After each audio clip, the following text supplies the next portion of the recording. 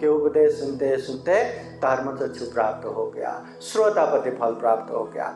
अभी उसको लगा कि मैंने बुद्ध गुण, धम्म गुण, संग गुण धारण किया है, धर्मचक्षु प्राप्त किया है, ये बातें मैं तथागत बुद्ध।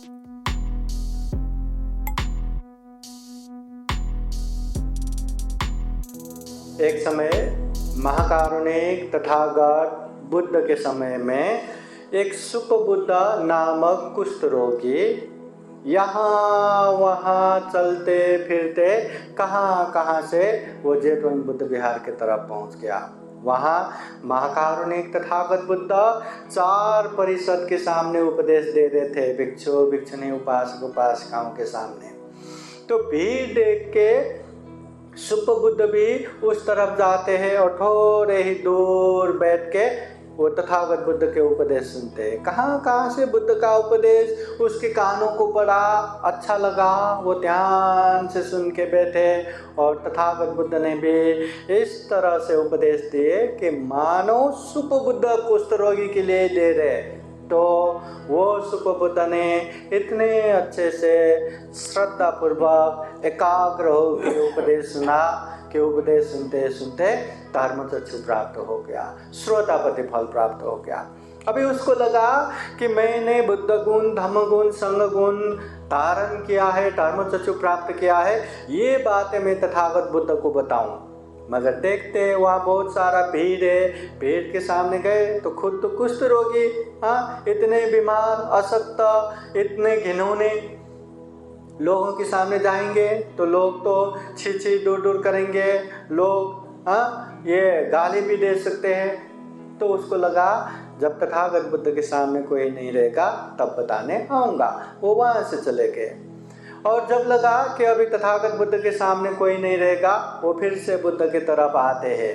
ऐसे समय में प्रभावशाली शक्र उसकी परीक्षण करने के लिए रास्ते में ही उसको रोकते हैं और कहते हैं सुपबुद्ध कहाँ जा रहे हो?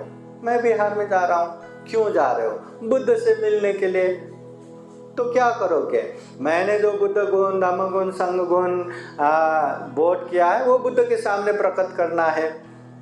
तो वो शक्र कहते हैं अरे सुपबुद्ध, ये कह के तुम्हें क्या मिलने वाले हैं? तुम देखो इतना दरिद्र हो, देखो इतना महारोगी हो, इतना अशक्त हो, घिनौना हो, बस तुम मेरे एक बात मानो तो मैं तुम्हारी सारी गरीबी दूर कर देता हूँ, सारी बीमारी दूर कर देता हूँ, बस। तो क्या करना है?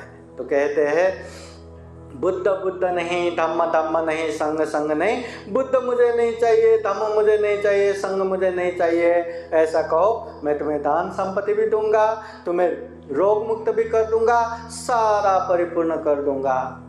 उस समय सुपबुद्ध पूछते हैं ऐसे बोलने वाले तुम कौन हो? मैं प्रभावशाली शक्र। अरे मूर्ख शक्र, तुम तो क्या, तुम जैसे हजारों शक्र आके मुझे प्रलोभन देंगे तो भी मैं फंसने वाला नहीं हूँ। क्या तुम्हें मैं दरिद्र लगा? तुम्हें मैं गरीब लगा?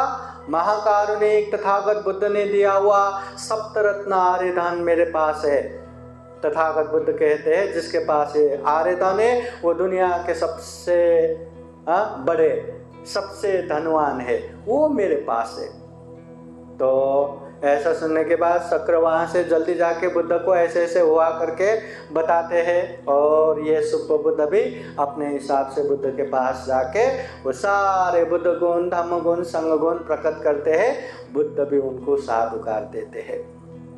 तो ये सुपबुद्ध इतना दरिद्र होके, इतना महारोगी होके भी इतने प्रभावशाली शक्र को मैं दरिद्र नहीं हूँ, मेरे पास सप्तरत्न आर्य धन है करके जो बताया, वो सप्तरत्न आर्य धन तथागत बुद्ध अपने पुत्र राहुल कुमार जब अंश मांगने के लिए, पिताजी मुझे अंश दो, मुझे सम्राट बनना है, अंश दो करके पीछे आते हैं, तो उसको प्रवज्ञा दे के यही सप्तरत्न आर्य धन देते हैं। वो सप्तरत्न आर्य धन क्या है?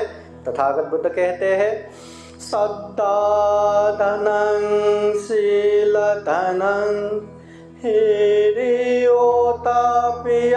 धनं सुत धनं चचागो मे पन्यावे सत्तमं धनं। तथागत बुद्ध कहते हैं श्रद्धा धनं शील धनं, श्रद्धा धन, शील धन, हीरे धन, ओटप धन, श्रुत धन, त्याग धन, प्रज्ञा धन, ये सप्त रत्न आर्य धन है। जिसके पास ये 7 आर्य धन रहेगा वो दुनिया के सबसे महाभोगी, सबसे धनाढ्य और सबसे अच्छे होते हैं।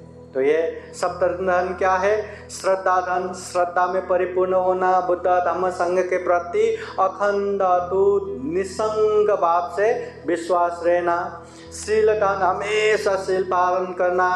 हीरी धन, बुरे अकुशल पाप करने से अंदर से डर होना, मतलब डर होना, त्रास होना। ओटप धन, ये अंदर से पाप करने में लाज शर्म होना, मतलब हीरी ओटप, लज्जा और डर होना। श्रुत धन, बहुत सारे ज्ञान में परिपूर्ण होना। त्याग धन, श्रद्धा चित्त से अपने पास जो है दूसरों के उपकार के लिए दान देने में सक्षम होना। और प्रज्ञा धन, अच्छे बुरे पाप धम्म समझ के पाप से दूर रहना और कुशल कार्य में आगे बढ़ना। तथागत बुद्ध स्पष्ट कहते हैं जिसके पास ये सप्तरत्न आर्य धन होंगे वो दुनिया के सबसे महाधनी, सबसे महाभोगी और सबसे श्रेष्ठ होंगे।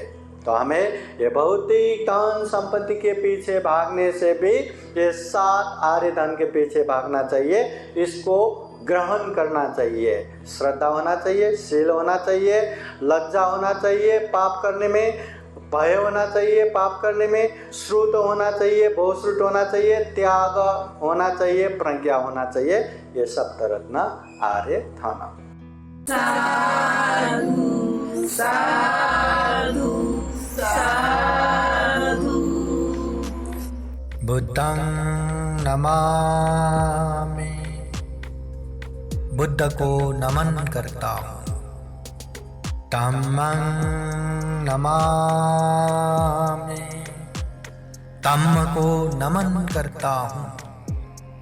संघं नमामि, संघ को नमन करता हूँ।